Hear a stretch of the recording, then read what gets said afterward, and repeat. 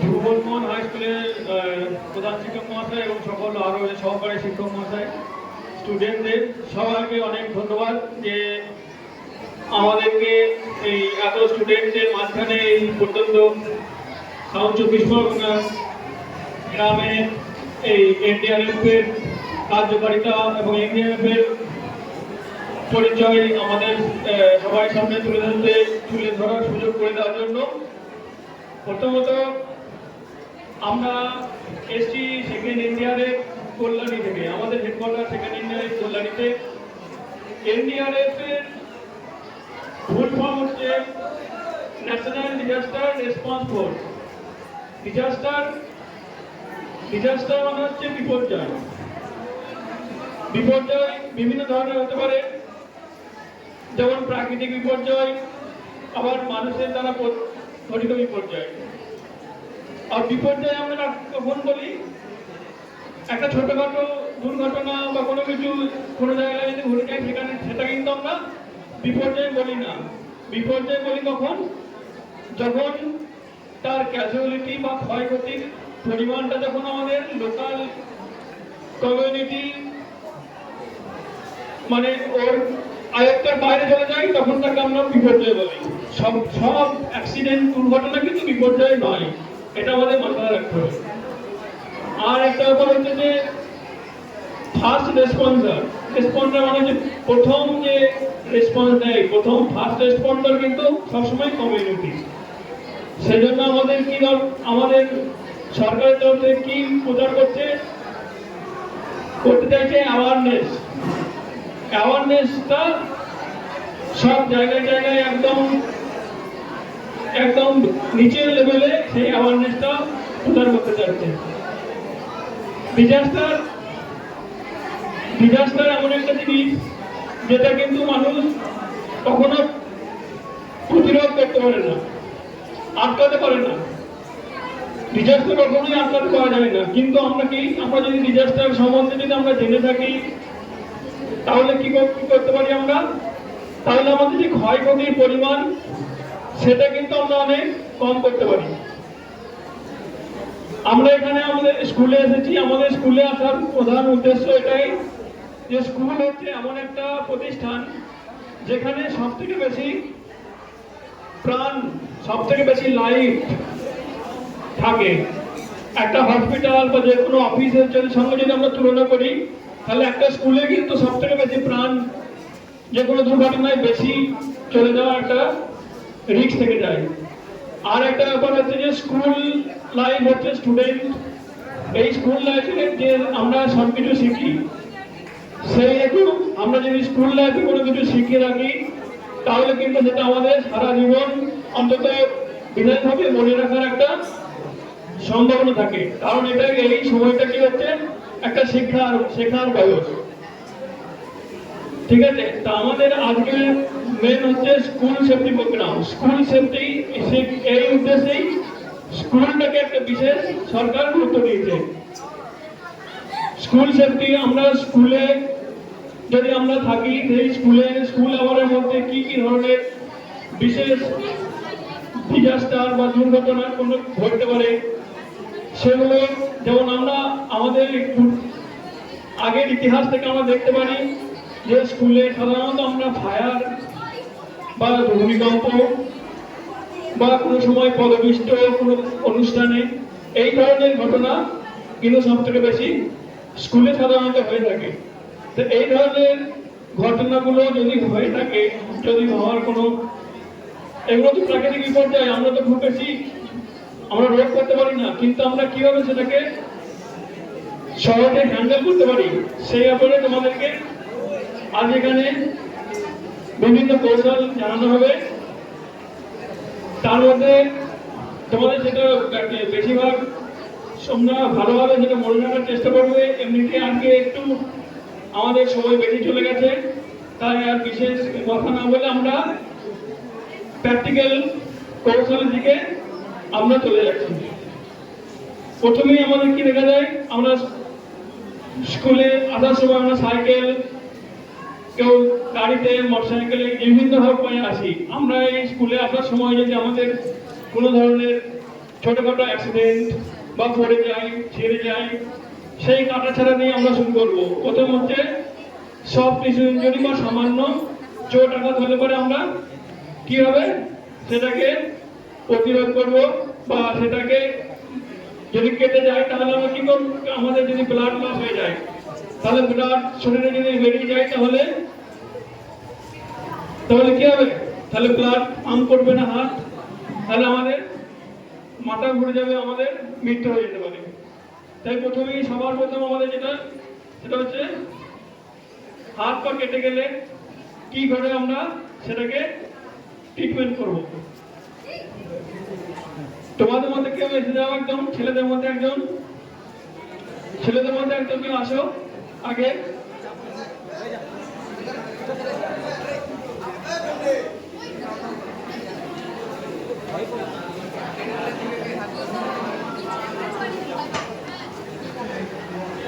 এবার আমাদের রেস্কিউর সেই ছোট ছোট পদ্ধতি, যেমন এখন আজকাল সিপিআর, মানুষের হার্ট অ্যাটাক, স্ট্রোক এসব হতে থাকে, সিপিআর কিভাবে দিতে হয়, আর ভূমিকম্প হলে পরে আমরা কি স্কুল থেকে ধীরে ধীরে আমরা বেরিয়ে খোলা মাঠের মধ্যে যাব, সেসব একের পর এক আমরা তোমাদের জানাবো, তোমরা একটু মন দিয়ে শুনবে। সবাই চুপ কর।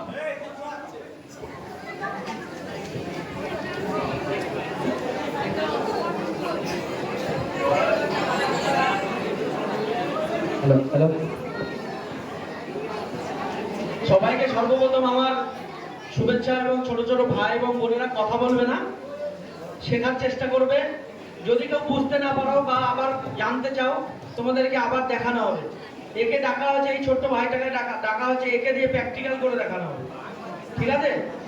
তো প্রথমে আমার পরিচয়, আমি কনস্টেবল সুদীপ রায়, আমরা কল্যাণী থেকে এসেছি। এতক্ষণ স্যার যেটা বললেন সেই জিনিসগুলোকেই তোমাদেরকে প্র্যাকটিক্যাল করে বোঝানো হবে। কন্ট্রোল ব্লিডিং থেকে শুরু করে সিপিআর, ঝড় বা বন্যা হলে কি করব, ঝড় হলে কি করব না, কোনটা করতে হবে, কোনটা করতে হবে না, সেগুলোকে ডিটেলসে তোমাদেরকে সবকিছু বলবো। তো মনে করো এই ভাইটা স্কুলে আসতে গিয়ে সাইকেল থেকে পড়ে গিয়ে হাতটা কেটে গেছে বা মাথাটা ফেটে গেছে, হাতটা ভেঙে গেছে। তো আমরা প্রথমে কি করব, একটা মানুষের যদি হাতটা কেটে যায়, বেশি পরিমাণে ডিপলি কেটে যায়, তাহলে কি হবে, এর শরীর থেকে ব্লাডটা লস হবে না। তো একটা মানুষের শরীরে 5 লিটার রক্ত থাকে, তাই তো? কত লিটার রক্ত থাকে? 5 লিটার রক্ত থাকে। ছেলেদের একটু বেশি থাকে আর মেয়েদের একটু কম থাকে। তো এর জন্য এই মানুষটা, মানে এর যে পড়ে গেছে, এটা যদি ব্লাড লস হয়ে যায় তাহলে লোকটা তো মারা যাবে, তাই না? যদি 3 থেকে 3.5 লিটার, হাসি না, 3 থেকে 3.5 লিটার যদি এর ব্লাড লস হয়ে যায় তাহলে এ তো মারা যেতে পারে। তো এর জন্য আমাকে ব্লাড কন্ট্রোলের জন্য 4টে পদ্ধতি আছে। তো প্রথম পদ্ধতি হচ্ছে, যেখানে কেটে গেছে তার উপরে ডাইরেক্ট প্রেসার। যেখানে কেটে গেছে কোনো কাপড় বা পরিষ্কার কিছু নিয়ে, তোমার সেটা রুমালও নিতে পারো, সেটা পরিষ্কার নিয়ে ডাইরেক্ট প্রেসার, যেখানে কেটে গেছে তার উপরে প্রেসার দিয়ে ধরে রাখতে হবে। মনে করেন এখানে কেটে গেছে, এখানে ডাইরেক্ট প্রেসার দিয়ে কিছুক্ষণ 2-4 মিনিট ধরে রাখলাম। ধরে রাখার পরে মনে করো ব্লাডটা কন্ট্রোল হচ্ছে না, তখন আমি কি করব, আমাদের শরীরের অনেক জায়গায় প্রেসার পয়েন্ট আছে, সেই সব প্রেসার পয়েন্টকে আমাকে আগে জানতে হবে। মনে করে এখানে কেটে গেছে, আমাদের হাতের প্রেসার পয়েন্ট কোথায় আছে, এই কনুইতে, আমাদের কনুইতে প্রেসার পয়েন্ট আছে। তো এখানে যদি আমি 2-3টে আঙুল দিয়ে জোরে চেপে ধরি কিছুক্ষণ, তাহলে কি হবে, আমার প্রেসার পয়েন্টটা পেলাম, এদিকে রক্তটা ফ্লো হবে না, তখন কি হবে, রক্তটা কন্ট্রোল হয়ে যাবে। যখন 2 নাম্বার পদ্ধতিতে ওর ব্লাডটা কন্ট্রোল হচ্ছে না, 3 নাম্বার পদ্ধতিতে আসবো। 3 নাম্বার স্টেপ হচ্ছে কি, এলিভেশন। এলিভেশন মানে হচ্ছে হাতটাকে বা যেখানে কেটে গেছে সেই অঙ্গটাকে উপরের দিকে রাখা। উপরের দিকে রাখা মানে নিজের হাড় থেকে উপরে রাখতে হবে, কারণ আমাদের হাড় হচ্ছে পুরো শরীরের রক্তদাতা, সব জায়গায় রক্ত পৌঁছে দেয়, মাথার উপর থেকে একদম পায়ের নিচ পর্যন্ত। এই জন্য আমরা হাতটাকে উপরে রাখবো, ঠিক আছে? এবার 4 নাম্বার পদ্ধতি হচ্ছে, কখন আমরা অ্যাপ্লাই করব, যখন আমাদের কোনো বন্ধু বা কোনো সাথী বা কোনো মানুষের হাত বা কোনো অঙ্গ প্রত্যঙ্গ কেটে আলাদা হয়ে গেছে বা পড়ে গেছে। মনে করে এই ভাইয়ের হাতটা এখান থেকে এই কবজির এখান থেকে কেটে আলাদা হয়ে গেছে, কোনোভাবে হতেই পারে। ও মনে করে একটা কলকারখানায় কাজ করে, সেখান থেকে হাতটা কেটে পড়ে গেছে, বা কোনো অ্যাক্সিডেন্টে বা যেভাবেই হোক হাতটা কেটে পড়ে গেছে। তখন আমাকে কি করতে হবে? এই পদ্ধতিটা তখনই আমি অ্যাপ্লাই করবো। এই পদ্ধতির নাম হচ্ছে টর্নিকেট পদ্ধতি। এই পদ্ধতিতে কোনো শক্ত কোনো দড়ি দিয়ে হাতটাকে প্রথমে বাঁধবো, পুরো শক্তভাবে বাঁধবো না, একটু লুজ ভাবে বাঁধবো। বাঁধার পরে যে কোনো একটা শক্ত কাঠি বা লোহার রড নিয়ে এর ভেতরে ঢুকিয়ে আস্তে আস্তে আস্তে আস্তে ধীরে ধীরে জিনিসটাকে রাউন্ড করব। রাউন্ড করলে ধীরে ধীরে দেখছো না এটা টাইট হয়ে যাচ্ছে, এই রশ্মিটা দড়িটা যখনই টাইট হয়ে যাবে তখন এটাকে স্টপ করে রাখতে হবে। রাখার পরে কি হবে, এর যে চারিদিকের যে শিরাগুলো আছে হাতের কিছুটা চাপ খেয়ে যাবে, যাবে তো? যখন এখান থেকে হাতটা যতটা রক্ত ফ্লো হচ্ছিল অনেকটা সেভ হবে কি না? তো তখনই আমি এটা অ্যাপ্লাই করব যখন এর হাতটা কেটে পড়ে যাবে। তখন আমি যখন এসে কি করব, তারপরে যখন অ্যাম্বুলেন্সে করে হসপিটালে পাঠাবো, এর পাশে তো একজন থাকবে, এ তো একা থাকবে না অ্যাম্বুলেন্সের মধ্যে। তখন এর পাশে যে থাকবে প্রত্যেক 1 মিনিট পর পর এটাকে লুজ করে দিতে হবে। কেন লুজ করব? মনে করো হাতটা এখান থেকে কেটে গেছে, এখানে যদি রক্তটা চলাচল না করে তাহলে কি হবে, এই হাতটার এখানে রক্তটা খারাপ দূষিত রক্তে পরিণত হবে, টক্সিনে পরিণত হয়ে যাবে। তখন এই হাতটা এখান থেকে পুরোটাই কেটে বাদ দিতে হতে পারে। এই জন্য আমি 1 মিনিট পর পর এটাকে একটা পাক করে ঘুরিয়ে দেবো। এটা হচ্ছে বিএলএস। এটাকে বলা হয় বিএলএস, মানে বেসিক লাইফ সাপোর্ট। মানে বেসিক বলেন, আমরা প্রথম যখন বেসিক পড়াশোনায় শিখেছিলাম, কি শিখেছিলাম? অ আ ক খ 1 2 ঠিক শিখেছিলাম না? এখন আমরা যখন 10 বা 11 এ পড়ছি তখন আমাদেরকে অ আ ক খ শেখায়। তো বেসিক জিনিসটা কি, প্রথম থেকে যে ধাপটা শুরু হয়। তো এটা হচ্ছে প্রথম ধাপের চিকিৎসা করলাম, প্রি ট্রিটমেন্ট চিকিৎসা করলাম। একে আমি হসপিটালে পাঠানোর আগে কি করলাম, ফার্স্ট এড করলাম। বোঝা গেল? তো এবার আসবো কি, এই ভাইয়ের মনে করো হাতটা ভেঙে গেছে, এখান থেকেই এই হাড় এখান থেকে হাতটা ভেঙে গেছে। কখনোই আমরা চেষ্টা করব না যে হাতটা ভেঙে গেছে বা পা ভেঙে গেছে বা যে কোনো কিছু হাড় ভেঙে গেছে সেটাকে আমি টেনে বা সোজা করে বা বেঁকিয়ে সোজা করার চেষ্টা করব না।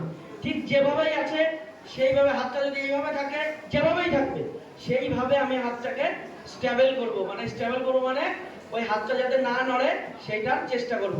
মনে করো এই দুটোকে আমরা কি বলে থাকি, এই দুটো হচ্ছে আমাদের কাছে যেটা আছে সেটা দিয়ে দেখাচ্ছি। এই দুটোকে বলা হয় স্প্লিন। এই স্প্লিন হচ্ছে একটা কাঠের দণ্ড, উপরে প্যাড সিস্টেম, যাতে ওর হাতে ব্যথা না লাগে। ঠিক আছে? এইটা আমাদের কাছে আছে। তোমাদের কাছে যদি বই থাকে বই দিয়েও দেখাবো, বই বা খাতা দিয়েও তৈরি হয় এটা, ওর হাত স্টেবল হয়ে যাবে। মনে করো এখন তোমাদের কাছে নেই, এটা দিয়ে দেখাচ্ছি।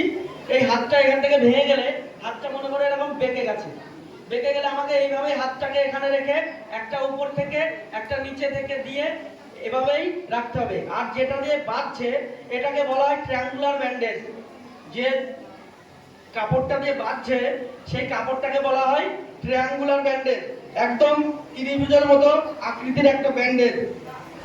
এটা তুমি নিজের ওড়না দিয়ে বানাতে পারবে, বা যারা একটু বড় রুমাল ব্যবহার করে সেটা দিয়েও হবে, জাস্ট ওটা বাঁধার জন্য। এই ট্রায়াঙ্গুলার ব্যান্ডেজের অনেক কাজ, এক একটা জায়গায় এক একটা যেভাবে বাঁধবে তার তেমন নাম হবে। এবার দুটোকে এমন ভাবে বাঁধতে হবে যাতে একটু শক্ত করে, যাতে ওর হাতটা স্টেবল না করে বা খুলে না যায়, পড়ে না যায়, ও সহজে আস্তে মানে রাখতে পারে, সহজেই মানে ব্যথা না পায় সেভাবে রাখতে পারে। দুটোকে বাঁধার পর আমি একে কি করব, এইভাবে নিশ্চয়ই আমি হসপিটালে পাঠিয়ে দেবো। আমি যতটা বলছি ততটা কিন্তু আমি প্র্যাকটিক্যাল করাবো সবাইকে দিয়ে। এখানে যে পারবে না তার ব্যাপারটা পরে দেখা হবে, কিন্তু এভাবে আমি কি হসপিটালে পাঠাবো? কথা বলছো না কেন? কথার উত্তর দেবে তো? এইভাবে কি আমি হসপিটালে পাঠাবো? কিভাবে পাঠাবো? একে তো আর এত কষ্ট হবে এইভাবে পাঠালে না। তো এভাবে কি করতে হবে, অনেকে দেখবো হাত ভেঙে গেলে একটা ব্যাগ ইউজ করে না, ব্যাগ ইউজ করে না, কিন্তু আমাদের কাছে ব্যাগ নেই। তাহলে আমি একে কিভাবে ব্যাগ দেবো, ব্যাগ বানাবো? এ একটা ছেলে মানুষ, তাই তো? এ এখন বর্তমানে একটা শার্ট পরে আছে, শার্টের একটা বোতাম খুলে দিলেও হাতটা এইভাবে আমি রেখে দিতে পারবো। রাখতে পারবো না? সামনে ওই ম্যাডাম একটু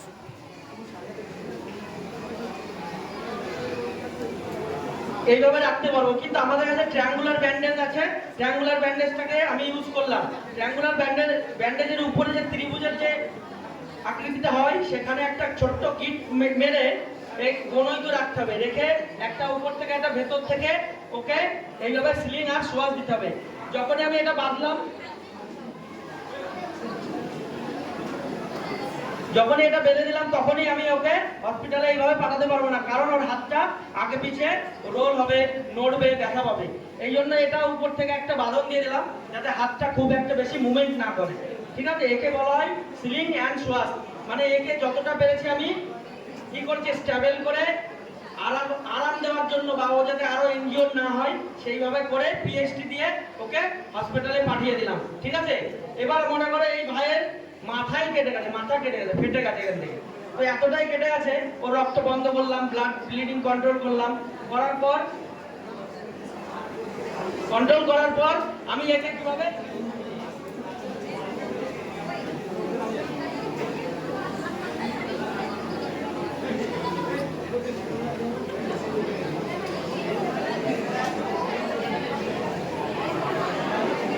তো আমি একে কি করব, প্রথমে আমি একে ড্রেসিং করব। ড্রেসিং করে নিয়ে, পরিষ্কার করে নিয়ে একটা নতুন কাপড় রাখবো, নতুন কাপড় রেখে এর উপরে রাখবো। রাখার পর আমাদের যে নিজেদের রুমাল বা মেয়েদের যে ওড়না থাকে, সেখান থেকেও আমি একটা যদি কাপড় কেটে নিই, ট্রায়াঙ্গুলার করে কেটে নেওয়ার পরে, অনেকে দেখবো অনেক জায়গায় আছে, কোনো মন্দিরে যাওয়ার সময় অনেকে মাথায় একটা ফেটি বাঁধে, তাই না? সেটা রুমাল দিয়ে বাঁধলে সেই একই রকম ভাবে আমরা একে বেঁধে এইভাবে রেখে দেবো। এটা কেন বাঁধা হলো জানো? একজন ছেলে মানুষ, একে আমি রোল ব্যান্ডেজ দিয়ে ব্যান্ডেজ করতে পারবো, কিন্তু আমাদের হাতে তো সবসময় রোল ব্যান্ডেজ থাকবে না। থাকবে? এই ব্যান্ডেজটা সবার পকেটে থাকে? সবার কাছে থাকবে? থাকবে না। এইটাকে বলা হয় রোল ব্যান্ডেজ। যখন এটা থাকবে না, তখন আমি কি দিয়ে করব, ইম্প্রোভাইজ মেথডে আমি কিভাবে একে পিএইচডি দেবো, সেটা আমি তোমাদের শেখালাম। আর সব থেকে বেশি এটা ইউজ করা হয় মেয়েদের মাথাতে, কারণ মেয়েদের মাথায় এতটাই বেশি চুল থাকে বা লম্বা থাকে, এতটাই সিল্কিং শাইন ব্যবহার করে যে মেয়েদের মাথার চুলটা খুব সিল্কি হয়, তাই না? ছেলেদের থেকে মেয়েদের মাথার চুলটা সিল্কি হয় না? লক্ষ্য করে দেখবে, তুমি বাড়িতে গিয়ে তোমার ভাইয়ের মাথাটা ধরবে আর নিজের মাথার চুলটা ধরবে, নিজের মাথার চুলটা সিল্কি লাগবে। মেয়েদের মাথার চুলটা পাতলা এবং সিল্কি হয় খুব। এই জন্য আমি তো সব চুলটা কাটতে পারবো না মেয়েদের, ওই জন্য ওকে এইভাবে বাঁধলে কোনো অসুবিধা না। বিশেষ করে মেয়েদের বাঁধা হয়, মেয়েদের এইভাবে বাঁধলে স্টেবল হয়ে যায়। আর রোল ব্যান্ডেজ দিয়ে বাঁধলে উপর থেকে খুলে যায়। আর বাঁধার সময় তখন আমাকে ধ্যান রাখতে হবে, মনে রাখতে হবে যে ওর চোখ এবং কানটা যাতে খোলা থাকে, সবকিছু দেখতে পারে, বা আমি কিছু বললে সেটা শুনতে পারে। বোঝা গেল? এইভাবে আমি একে যদি এইভাবে ও ইনজিওর হয়, তো আমি একে এইভাবে পিএইচডি দিয়ে হসপিটালে পাঠাতে পারবো। এবার পেছন থেকে যারা দাঁড়িয়ে আছে, দুজন ভাইয়েরা যারা কথা বলছিল, বলবে না, আমি ডাকবো, আসতেই হবে। এই দুজন তিনজন চলে এসো। এই ভাইকে এখন দেখাবো না, এখন তোমার থেকে একজন বসবে আর দুজন প্র্যাকটিস করবে। হয়ে গেল, গল্প শেষ।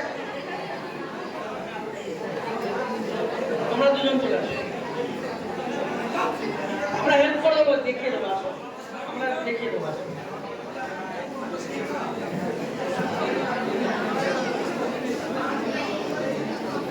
এই বাধাটা তুমি দেখেছো তো? এই বাধাটা এটা বাঁধতে পারবে তো? এবার তুমি শুধু সিলিং অ্যান্ড সোয়াসটা করে দেখো, আমি তোমাদেরকে হেল্প করে দেবো, দেখিয়ে দেবো। মানে যেভাবে গলাতে যেভাবে দিয়েছে সেভাবে তোমরা একটু করে দেবো। এই রুমালটা রেখে দাও, এখানে রেখে দাও, যাওয়ার সময় নিয়ে যাবো। এটা তোমরা দুজন করে দেখো, ওই দিদি দেখাচ্ছে। প্রথমে কি করতে হবে, এই কোনাটা আছে, এই কোনাটাকে হাতে রেখে এইভাবে রাখতে হবে। রাখার পরে একটা উপর থেকে আর একটা হাতে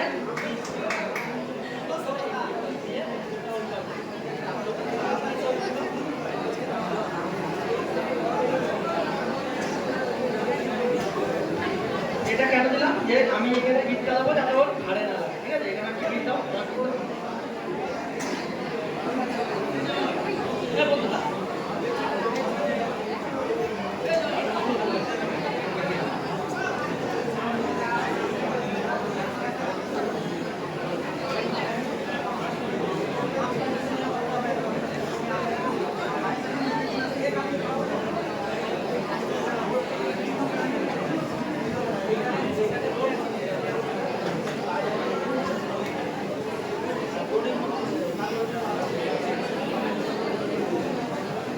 যে কথা বলবে তাকে কিন্তু আমি ডাক দেবো। ওই যখনই ডাকবো তখন তোমরা কি করবে, কেউ এদিকে চলে যাবে, কেউ এদিকে চলে যাবে। কি লাভ? যেটা দেখাচ্ছে সেটা দেখো, শিখতে পারবে, আর কিচ্ছু না।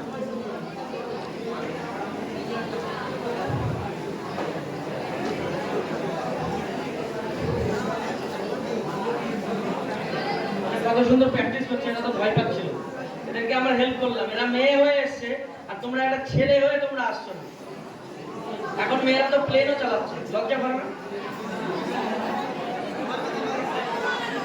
তোমাদের সাথে মেয়েরা উঠে আসছে, তোমরা আসছো না ভয়তে, তোমরা সাইড হয়ে যাচ্ছ। আমি একটা ছেলে, আমার তো খারাপ লাগবে। আমার সাথে দিদিরা কাজ করছে না,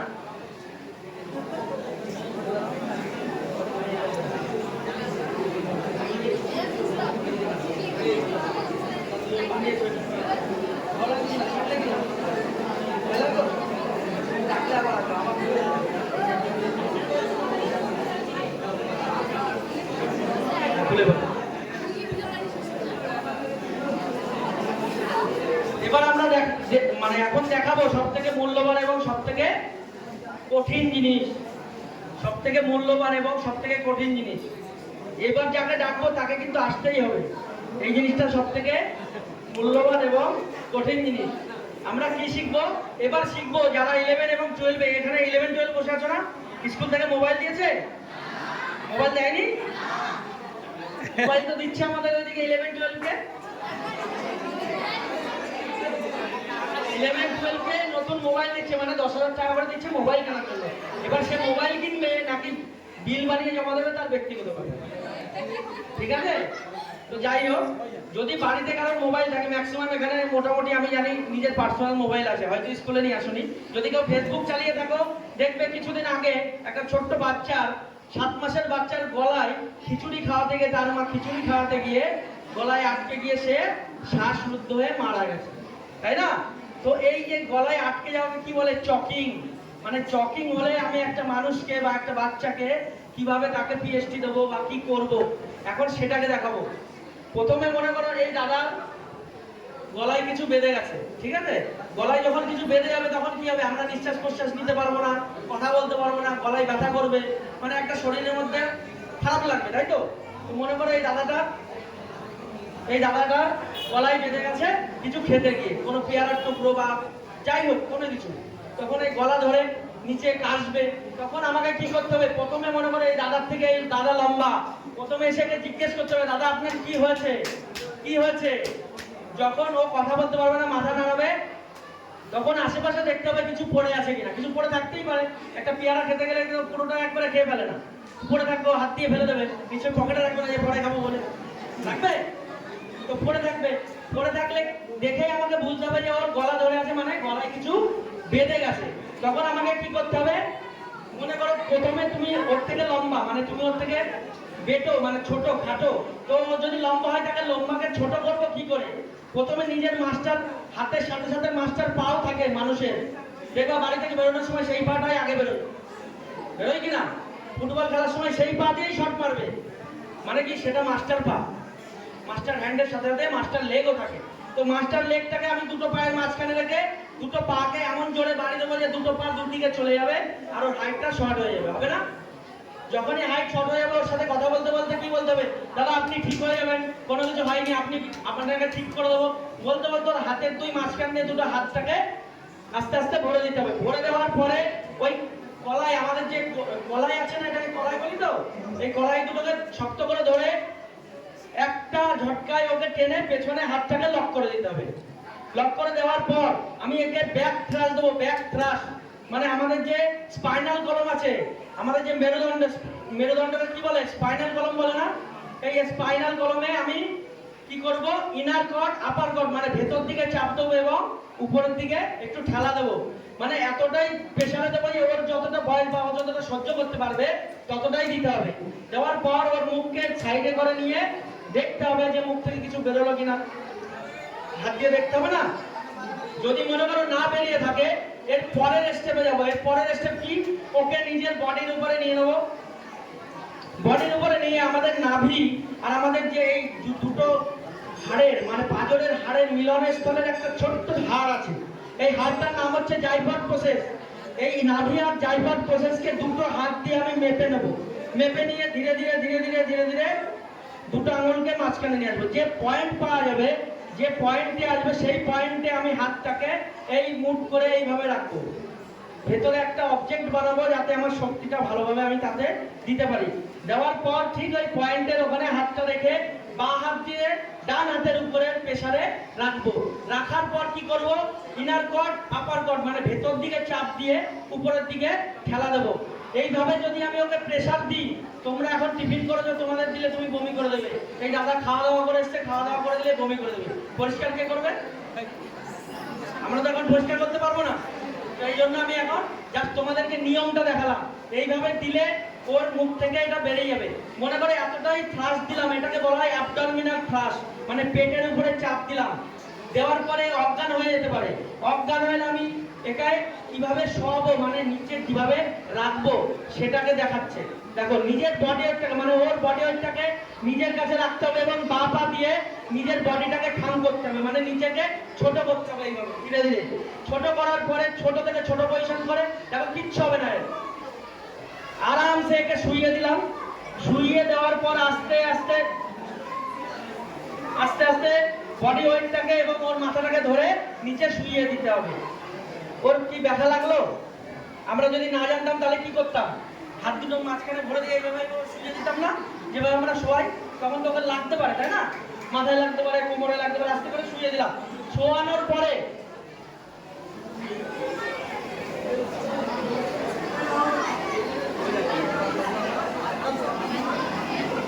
শোয়ানোর পরে এই পজিশনে রাখতে হবে। এই পজিশনটাকে বলা হয় সুপাইন পজিশন।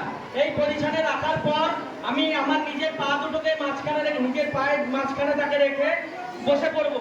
বসে পড়ে ওর হাত এবং পায়ের মাঝখানে দুটো পা দিয়ে হাত দুটোকে চেপে ধরবো। ধরার পর ঠিক যেই কথাটা বলেছিলাম, নাভি আর জাইফাস প্রসেস, নাভি আর জাইফাস প্রসেসের ঠিক পয়েন্টে করে আমি কি করব, অ্যাবডোমিনাল থ্রাস্ট দেবো। দুটো হাত রেখে একটা হাতকে অপর হাতের সাথে লক করে অ্যাবডোমিনাল থ্রাস্ট মানে ইনার কর্ড আপার কর্ড দেওয়ার পরে 3 বার দেওয়ার পরে ওর মুখ থেকে আপনি আপই সবকিছু বেরিয়ে আসবে। ও যদি বমি করে দেয়, বমির সাথে সাথে যেটা বেরিয়ে আসে সেটাও বেরিয়ে আসতে পারে। বোঝা গেল? এইভাবে করে দিলে একটা অ্যাডাল্ট মানে প্রাপ্তবয়স্ক মানুষকে চকিং থেকে বাঁচানো যায়। এবার আমরা দেখাবো বাচ্চাদেরকে আমি কিভাবে অ্যাবডোমিনাল থ্রাস্ট দেবো, কিভাবে চকিং থেকে মুক্তি দেবো।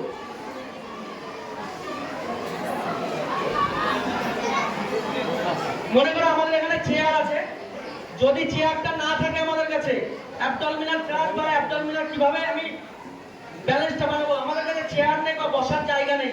আমি বাচ্চাদেরকে কখনো নিচে রেখে থ্রাস্ট দেবো না, কারণ বাচ্চারা অনেক কোমল, ফুলের থেকেও নরম হয়। আমরা পড়েছি না, বিজ্ঞান বই পড়েছিলাম যে ফুলের থেকেও নরম কি হয়? বাচ্চাদেরকে তুমি যদি তোমার যে শক্তি আছে, শক্তি ধরে যদি একটা চামড়া ধরে টানলে ছিঁড়ে চলে আসবে। তো বাচ্চারা এতটাই কোমল এবং নরম হয়। যখন আমার কাছে চেয়ার থাকবে না, তখন আমি কোন পজিশনে আসবো? এই পজিশনে এসে বাঁ পায়ের যে খামটা তৈরি হলো, সেই খামের সাথে আমার নিজের হাতটা রাখবো। ঠিক এইভাবে রাখার পরে বাচ্চাটাকে আমার হাতের উপরে থাকবে। এই পজিশনটা মানে তৈরি করে এখন যদি আমি একটা থ্রাস্ট দিই, আর আমি কি করব, যখন এই বাচ্চাটাকে ধরবো, এই বাচ্চাটার মুখে ঠিক দুপাশে এইভাবে আঙুলটা রাখবো।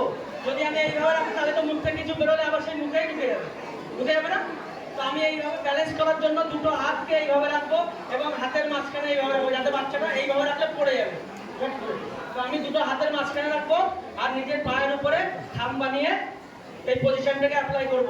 করার পর দুটো আঙুল দিয়ে, মাঝখানে দুটো আঙুল দিয়ে এর যে রিবস মানে পেছনের যে স্পাইনাল কলম আছে, ঠিক স্পাইনাল কলমের মাঝখানে একে থ্রাস্ট দেবো। কি থ্রাস্ট দেবো? Abdominal thrust, sorry back thrust দেবো। ব্যাক থ্রাস্টটা দেবো 3 বার। দেওয়ার পরে বাচ্চারা এতটাই কোমল হয় যে ওদের মুখ থেকে যদি দুধ বেড়ে যায় বা সুজি বেড়ে যায়, কোনো খাবার বেড়ে যায়, সেটা বেরিয়ে আসবে। বোঝা গেল? বাচ্চাদের খুব তাড়াতাড়ি চকিং ক্লিয়ার হয়ে যায়।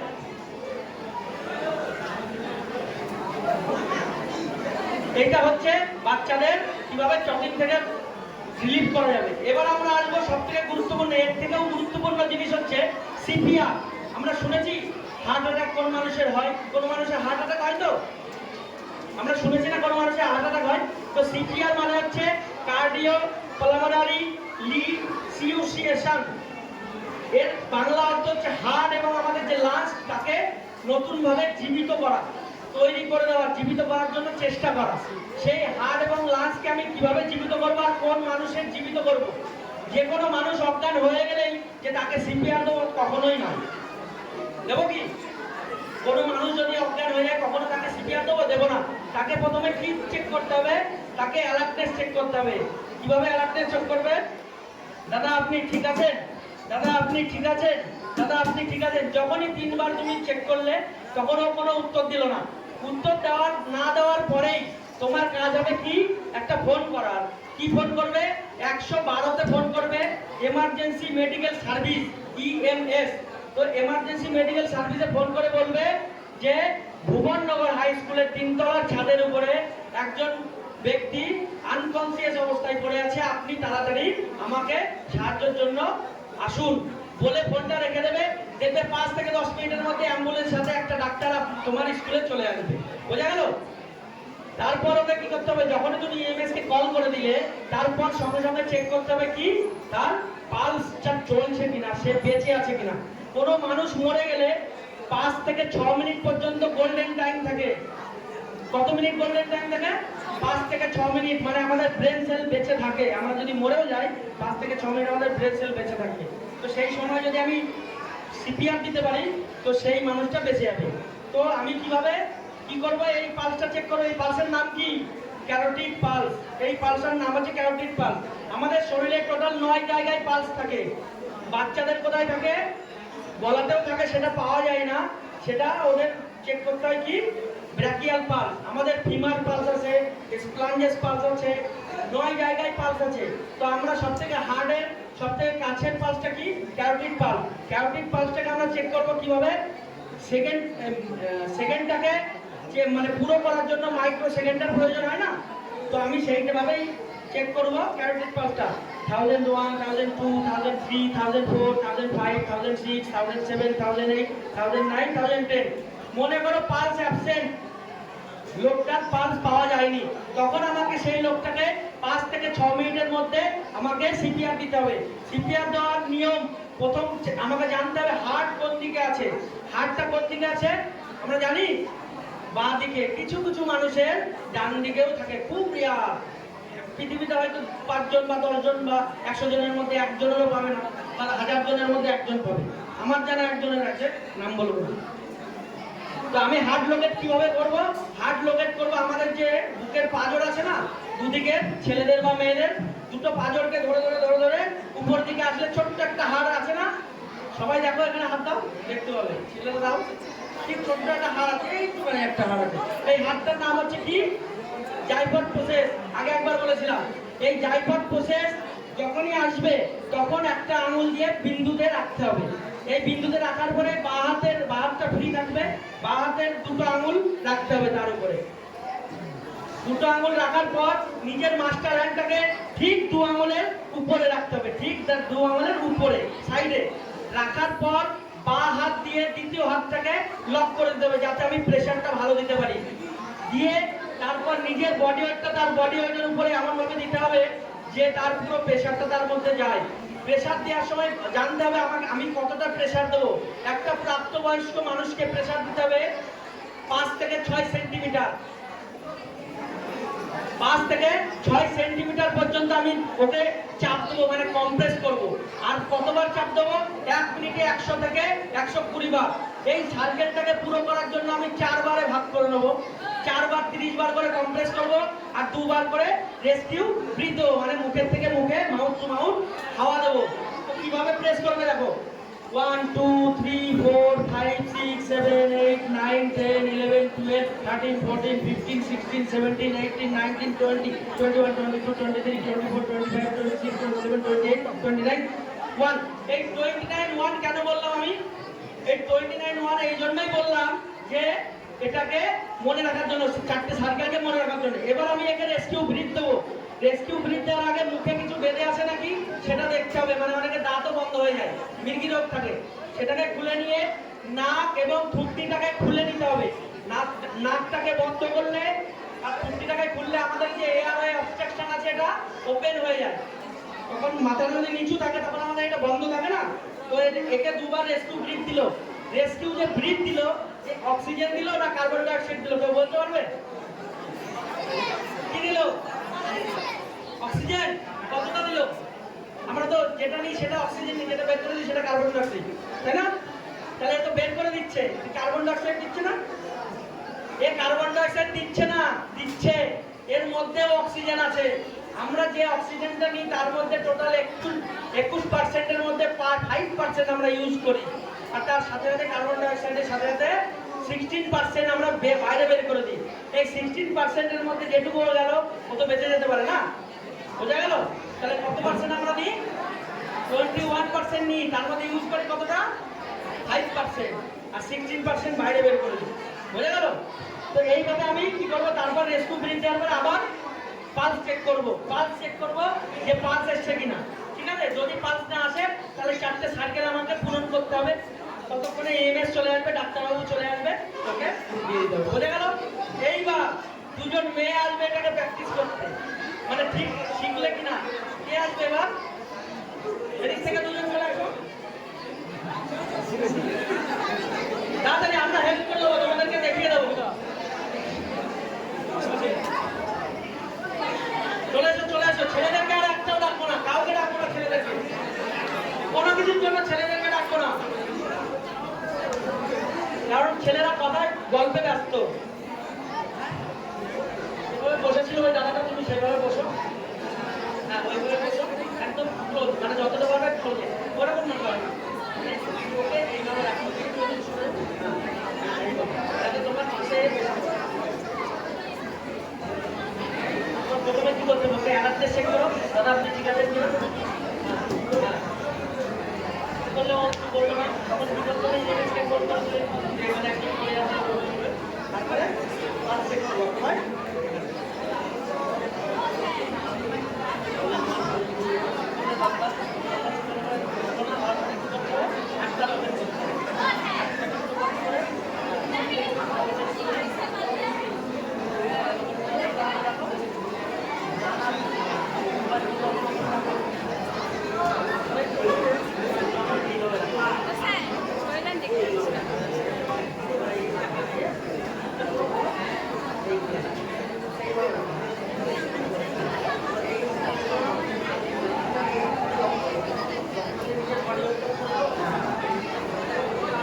ভালো জিনিস, খুব ভালো। চাপ দাও, মানে চাপ দাও, তিনবার চাপ দাও, জোরে জোরে, হ্যাঁ।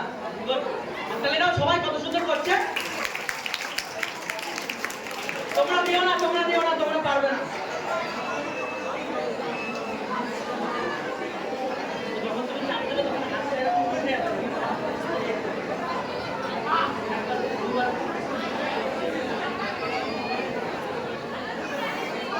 এই যে মুখের উপর একটা কিছু রাখছে, এটা কেন রাখছে জানো? যে ব্যক্তি বা যে মানুষটাকে আমি mouth to mouth rescue breath দেবো, সেই ব্যক্তিটা কোনো রোগে আক্রান্ত হতে পারে, পারে না? তো সেই জন্য নিজের রুমাল বা পরিষ্কার কিছু তার মুখের উপরে রাখতে হবে, বোঝা গেল?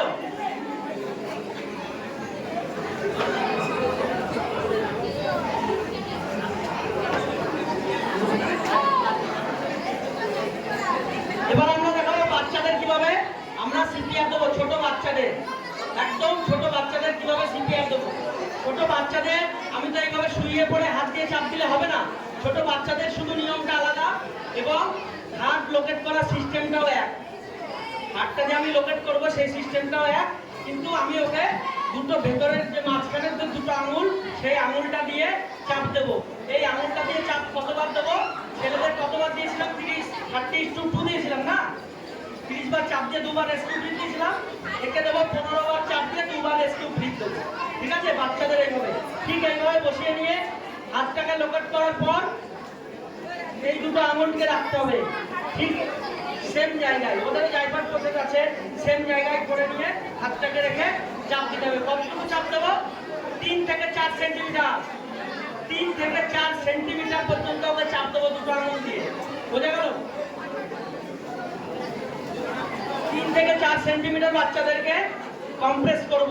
আর ইনফ্যান্ট, এ হচ্ছে ইনফ্যান্ট, বাচ্চা মানে ইনফ্যান্ট, একদম সদ্যজাত অবস্থা, 1 দিন থেকে শুরু করে 9 মাস অবধি হচ্ছে ইনফ্যান্ট বলা হয় ডাক্তারি ভাষায়। 9 মাস থেকে 9 বছর অবধিকে বলা হয় চাইল্ড। চাইল্ডকে কতটা কম্প্রেস করব? 4 থেকে 5 সেন্টিমিটার। আর 5 থেকে 6 কাকে করব? অ্যাডাল্ট মানে অ্যাবাভ মানে বড়দের। ঠিক আছে? এইভাবে বাচ্চাদেরকে সিপিআর দেওয়া হয়। বোঝা গেল? এবারে এটা প্র্যাকটিস করবে কে? তুই করবি? করবি না? একজন মেয়ে চলে এসো, চলে এসো। পেছন থেকে ওই যে বোনটা চলে এসো। তুমি যাকে পেছন থেকে এগুলো করবে চলে এসো। তুমি এখান থেকে চলে এসো তাড়াতাড়ি।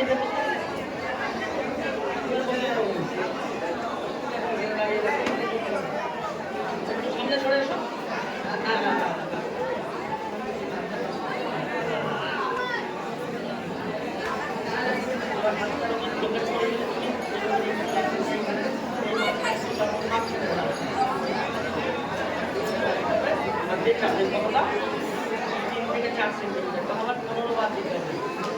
এই 15 বার দেওয়ার পরে আমি রেস্কিউ ব্রিড কিভাবে দেব সেটা আমাকে জানতে হবে। রেস্কিউ ব্রিড দেবো আমরা বাঁশি বাজাই না, বাঁশি ছোট ছোট বাঁশি বাজাই না, সেইভাবে দেবো। কিভাবে দেবো? এইভাবে দেবো। আমি যদি পুরো হাওয়াটা ওর শরীরের মধ্যে দিয়ে দিই তাহলে ওর লাঞ্চটা বাস্ট হয়ে যাবে। এই জন্য আমি ছোট ছোট হাওয়া দেবো, ছোট ছোট। আর ছোট ছোট হাওয়া এর মুখে কিছু রাখতে হবে না। ছোট্টজাত বাচ্চাদের আমার মনে হয় না যে কোনো রোগ হতে পারে। তো এই জন্য ওর মুখ আর নাকটা একদম ছোট হয়, ছোট জায়গায়। তো আমি কি করবো? ওর নাক আর মুখটাকে আমার মুখের মধ্যে নিয়ে নেবো, নিয়ে ছোট ছোট পাপ দেবো। ঠিক আছে? যদি আমি নাকটা বন্ধ না করি তাহলে ওর হাওয়াটা নাক দিয়ে বেরিয়ে আসবে। এই জন্য মুখে পুরো নাক এবং মুখটাকে পুরো নিজের মুখের মধ্যে নিয়ে পাপ দেবো, পাপ। বোঝা গেল? এইভাবে বাচ্চাদেরকে সিপিআর দেওয়া হয়।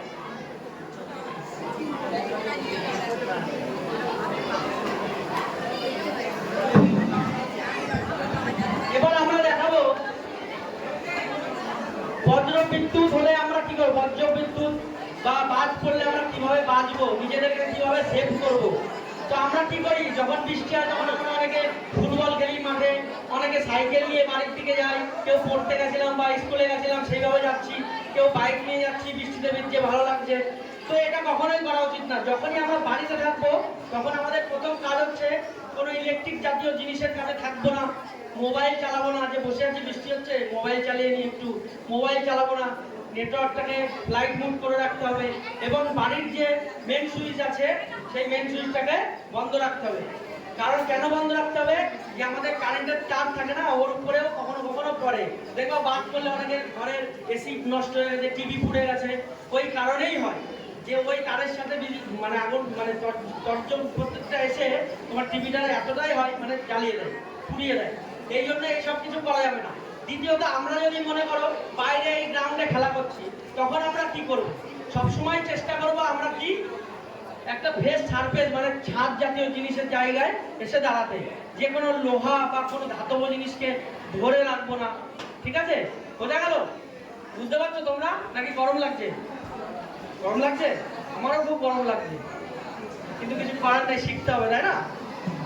তো এটা হচ্ছে ব্যাপার। এবার আমরা কি করব? এখানে আমরা সবাই খেলা করছি, গেম খেলছি, তখন আমাদের কি করতে হবে? যখন আমরা চেষ্টা করব কোনো জায়গায় আশেপাশে কোনো জায়গায় দাঁড়ানোর জায়গা নেই, দাঁড়াতে পারছি না, কোনোভাবেই কি করতে হবে? কোনো গাছের নিচে আমরা আশ্রয় নেবো না। যে আমরা চেষ্টা করি যে কোনো গাছের নিচে গিয়ে দাঁড়াবো, এটা কখনোই করা যাবে না। তখন আমাদেরকে কি করতে হবে? যে আমরা যতজন আছি, মনে করো 5 জন আছি, এখানে 5 জন থাকলে এই ক্লাসরুমটার মধ্যে, তো আমরা 5 জন 5 জায়গায় এতটাই দূরত্বে থাকবো যে আমাদের সাথে আমাদের যতটা দূরত্ব রাখা যায়। রাখার পরে নিজেদেরকে ছোট থেকে ছোট পজিশন বানিয়ে নিজের কান এবং চোখকে বন্ধ রাখতে হবে এবং নিজের পাকে মাটির থেকে যতটা পারবে উঁচু রাখতে হবে। কারণ তোমার শরীরের আর্থিংটা পাবে। তুমি এটা বলতে পারো, আমাকে কোশ্চেন করতে পারো যে তাহলে লম্বা সব থেকে দেখবা লম্বা যে গাছগুলো হয় সেই গাছগুলোতেই বাজ পড়ে, পড়ে না? কেন পড়ে? ওটা এতটাই লম্বা হয় যে ওর উপরে আর্থিংটা পেয়ে যায় খুব তাড়াতাড়ি। তাহলে তুমি কোশ্চেন করতে পারো যে তাল গাছে পড়ছে, তাহলে আমাদের মোবাইলের টাওয়ারে কেন পড়ছে না? ওটা তো অনেক উঁচু, তাই না? বা বড় বড় এক্সটেনশন যে লাইনগুলো যায় সেখানে কেন পড়ছে না? ওটাতে আর্থিং করা থাকে, তাই ওর উপরে পড়ে না। ওই জিনিসগুলোতে আর্থিং করা থাকে মাটির সাথে, এই জন্য ওর উপরে পড়ে না যতটাই উঁচু হোক না কেন। কিন্তু তোমার তো শরীরে আর্থিং নেই, আছে? তোমার শরীরে আর্থিং করা আছে? নেই, ওই জন্য তোমার উপরে এসে পড়তে পারে। তো কি করতে হবে, নিজেকে ছোট থেকে ছোট পজিশন বানিয়ে নিজের কান এবং চোখকে বন্ধ রাখতে হবে। এই পজিশনটাকে বলা হয় স্ক্রাউচিং পজিশন। এই পজিশনটা দেখাবে, এই দিদিটা দেখাবে, দুটো গোড়ালিকে একসাথে রেখে মাটিকে যতটা পারবো আমরা ছেড়ে দেবো, যতটা পারবো ছেড়ে দেবো, এবং নিজের হাত এবং পাকে এক জায়গায় রেখে নিজের চোখ এবং কানকে বন্ধ রাখতে হবে। চোখটাকে বন্ধ রাখবে কেন, যদি কাছেও পড়ে থাকে তাহলে আমার চোখটা নষ্ট না হয়, আর যে শব্দটা হয় সেই শব্দে আমার কান পর্যন্ত খারাপ হয়ে যেতে পারে। এই পজিশনটাকে কি পজিশন বলা হয়, স্ক্রাউচিং পজিশন। বোঝা গেল কি করবো আর কি করবো না। মাঠের বাইরে থাকলে কি করব, কোনো শেল্টার বা কোনো পাকা জায়গায় আমি আশ্রয় নেবো, ধাতব কোনো কিছুর কাছে থাকবো না, গাছের নিচে থাকবো না। বোঝা গেল। এবার আমরা শিখবো সব থেকে ভালো জিনিস, ভূমিকম্প। আমরা স্কুলে আছি, এখনো পর্যন্ত দেশে মানে পুরো ওয়ার্ল্ডে, আমাদের দেশে তো দূরের কথা, পুরো ওয়ার্ল্ডে এখনো কিছুই তৈরি হয়নি যে আমাদের অগ্রিম পূর্বাভাস আসতে পারে, বৃষ্টি হতে পারে, ঝড় হতে পারে, এগুলো পূর্বাভাস দেওয়ার জন্য যন্ত্র আছে। কিন্তু আমাদের ভূমিকম্প হওয়ার মতো, এরকম পূর্বাভাস দেওয়ার মতো কোনো যন্ত্র এখনো পৃথিবীতে তৈরি হয়নি। ভূমিকম্প মাপার যন্ত্র আছে, ব্যারোমিটার আছে না, এটা দিয়ে মাপতে পারে যে কতটা রিক্টার স্কেলে আমাদের ভূমিকম্প হয়েছে। কিন্তু ভূমিকম্প আসার আগে আমরা বুঝতে পারবো না, কিন্তু ভূমিকম্প যখন চলছে তখন আমরা বুঝতে পারবো। রাত 12টা 1টার সময় যদি ভূমিকম্প হয় তাহলে আমরা বুঝতে পারবো যে ভূমিকম্প হচ্ছে। যদি কারোর বাড়ি টিনের বাড়ি হয় সে বুঝতে পারবে, কারোর পাকা বাড়ি হলেও সেও বুঝতে পারবে। কিভাবে বুঝতে পারবে, বাড়িতে সবার বাড়িতে বাসনপত্র আছে না, বাসনপত্র আছে তো, যে বাসনপত্র আমরা খাবার দাবার বানাই, খাই, খাওয়া দাওয়া করি তো, সেই বাসনপত্র রাত 12টার সময় ঝনঝন ঝনঝন করে বাজবে না, যার টিনের বাড়ি তার ঝনঝন করে বাজবে। তখন আমাকে বুঝতে হবে যে ভূমিকম্প চলছে, শুরু হয়ে গেছে। তখন আমাকে কি করতে হবে, আমাকে তখন বাইরে বেরিয়ে ফাঁকা জায়গায়, যেখানে কোনো গাছপালা নেই, যেখানে কোনো ঘর নেই, সেইখানে আশ্রয় নিতে হবে, মানে দাঁড়াতে হবে। আর চেষ্টা করতে হবে যে আমরা মনে করো স্কুলে আছি, স্কুলে আমরা বুঝতে পারছি হঠাৎ ভূমিকম্প হয়েছে, তখন আমরা কি করব, এটা ছাদের পরে ধরো আছে, ছাদ থেকে যে সিঁড়িটা আছে সেই সিঁড়ি দিয়ে যারা সামনে আছে তারাই তো আগে বেরোবে না। তো তারা যখন আগে বেরোবে, নিজেকে আমাকে কি, যারা পেছনে আছে তারা কি করবে, নিজেকে শান্ত রাখতে হবে। তাহলে কি করতে হবে, ড্রপ হয়ে যাবে। ড্রপ মানে ড্রপ হয়ে যাও, বসে পড়ো। ড্রপ মানে বসে পড়ো। তো কভার, কভার মানে কি, তার নিয়মটা বলছি আমি। ভূমিকম্প হলে তুমি নিজেকে পেছনে থাকলে কি করবে, ড্রপ, কভার এন্ড হোল্ড। মানে ড্রপ হয়ে যাও মানে বসে পড়ো। কভার করো মানে কি, কভার, কভার মানে নিজের মাথাটাকে বা শরীরটাকে তুমি কভার করো। তোমার কাছে যা আছে, বই থাকবে, সামনে এরকম বেঞ্চ থাকবে, টুল থাকবে, চেয়ার থাকবে, ঠিক আছে, এইগুলো দিয়ে নিজের মাথাটাকে ছোট থেকে ছোট পজিশন করে ড্রপ, কভার, হোল্ড করে দাও। কখনোই এই যে মাঝখানে আমরা দাঁড়িয়ে আছি, এই মাঝখানে থাকবো না। তখন কি করব, দেওয়াল সাইডে চলে যাবো, যেখানে দেওয়াল আছে, যে এই যে বিমগুলো দেওয়া আছে, এই বিমের পাশে চলে যাবো। যদি ভেঙে পড়ে কোনো বাড়ি বা কোনো ঘর, যদি ভেঙে পড়ে, প্রথমে কোনটা ভেঙে পড়ে জানো, মাঝখান থেকে, যেটা বল মাঝখানে ভেঙে পড়ে। আর মাঝখান যদি ভেঙে পড়ে, এটা ভেঙে পড়লে কি হবে, এইভাবে হয়ে যাবে, মাঝখান থেকে এইভাবে হয়ে যাবে না। তো এটাকে বলা হয় ভি শেপ আকৃতি, ঠিক আছে। তোমরা অত ডিপে যাবে না, আমরা যেটা জানি তোমাদের অত ডিপে যেতে হবে না। মাঝখান থেকে ভেঙে পড়ে, যখন আমরা সিঁড়ি থেকে নামবো তাহলে আমরা কোথায় দাঁড়াবো, দেওয়াল সাইডে দাঁড়াবো, তাই তো। ছোট থেকে ছোট পজিশন করে, কেউ বেঞ্চের নিচে চলে আসবে, কেউ বাইরে বেরিয়ে আসবে। তো যখন আমরা বাইরে বেরিয়ে আসবে, যারা বাইরে বেরিয়ে আসবে, সিঁড়ি দিয়ে যারা নিচে নামবে, সিঁড়ির 3টে পার্ট থাকে, একটা রেলিং সাইড, একটা মিডিল সাইড, আর একটা দেওয়াল সাইড, তাই তো। এটা মনে করো রেলিং সাইড, এটা মিডিল সাইড, এটা দেওয়াল সাইড। আমি কোন পাশ দিয়ে নামবো, রেলিং সাইড দিয়ে না, তাহলে কি মাঝখান দিয়ে, দেওয়াল সাইড দিয়ে। হ্যাঁ, কেন নামবো, এই দেওয়াল সাইডটা একদম ছাদ পর্যন্ত পৌঁছে গেছে না, তো সাপোর্টটা কোন দিকে বেশি, ছাদ পর্যন্ত। আমরা কখনোই মিডিল বা সাইড দিয়ে যাব না, ছোট থেকে ছোট পজিশন করে মাথাটাকে কভার করে দেওয়াল সাইড দিয়ে ধীরে ধীরে নেমে ফাঁকা গ্রাউন্ডে আসবো। এই পজিশনটা কিভাবে হবে সেটা দেখিয়ে দিচ্ছি। ড্রপ, কভার এন্ড হোল্ড, মনে রাখবে। মনে করো এই দিদিটাকে চেয়ার একটা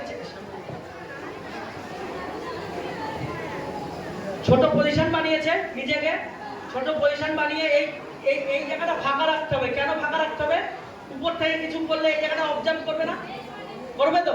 ডাইরেক্ট যদি এটা তুমি চিপকে রাখো মাথার সাথে, কিছু করলে তোমার মাথায় চোট লাগবেই।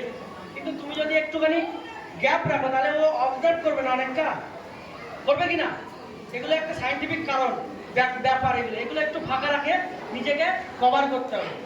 যখন ভূমিকম্প কিছু সেকেন্ডের জন্য হয়, 10 সেকেন্ড, 5 সেকেন্ড, 15 সেকেন্ড পর্যন্ত হয়, এতটাই ধ্বংস করে দেয় যে নিজেকে বাঁচানোর বা নিজেকে মানে সেভ করার মতো সময় হাতে থাকে না। এই 15 সেকেন্ডে অনেক কিছু হয়ে যায়।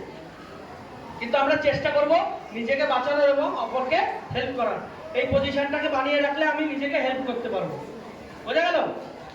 এবার আমরা আসবো হচ্ছে আগুন। আগুন থেকে কিভাবে আমরা বাঁচবো, তাই তো? সবাই দেখেছো তোমাদের স্কুলে এটা আছে? আছে? এটাকে কি বলা হয়? এটাকে বলা হয় ফায়ার এক্সটিংগুইশার। তোমাদের যেখানে রান্না হয় না, মিড ডে মিল, ওই ঘরে পাক্কা আছে, আমি জানি। আমি দেখিনি, কিন্তু আছে, সব স্কুলে থাকে, তো এখানেও আছে।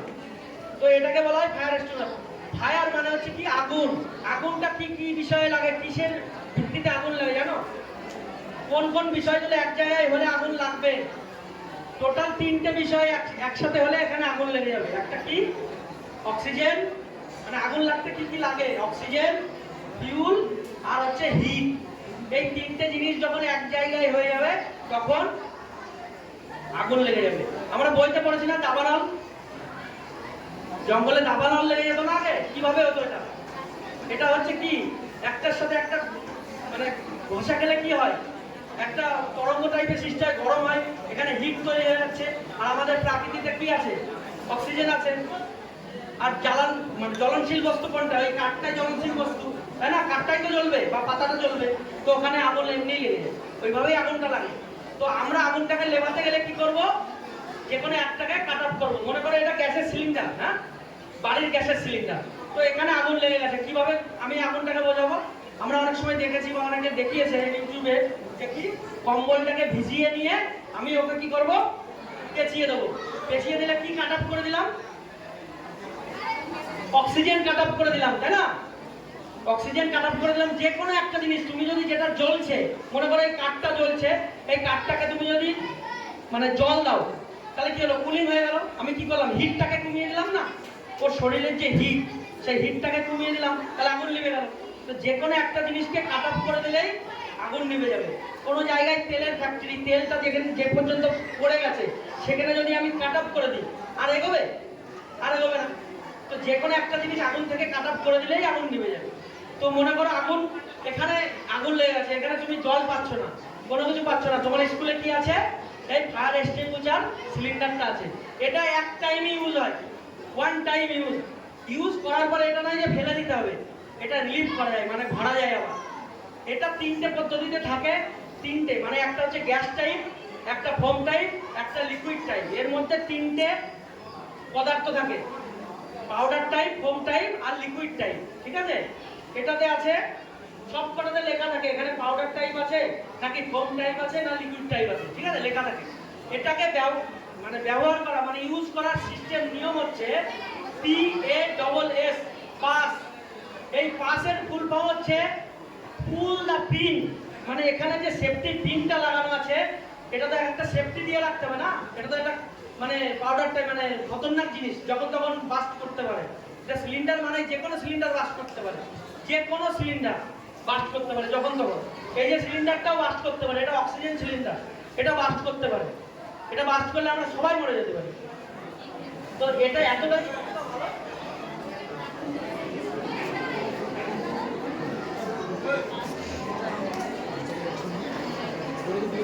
তো এটা যতটাই ভালো ততটাই খারাপ। তো এটা আমি কি বলেছি? PASS। প্রথমে কি করতে হবে? পুল দা পিন। যে পিনটা লক করা আছে সেই পিনটাকে, যে পিনটা লক করা আছে সেই পিনটাকে ওপেন করতে হবে। টান দিলেই সেটা খুলে যাবে। খোলার পরে এই হ্যান্ডেলটা কি হলো? ওপেন হয়ে গেল, কোনো অসুবিধা নেই।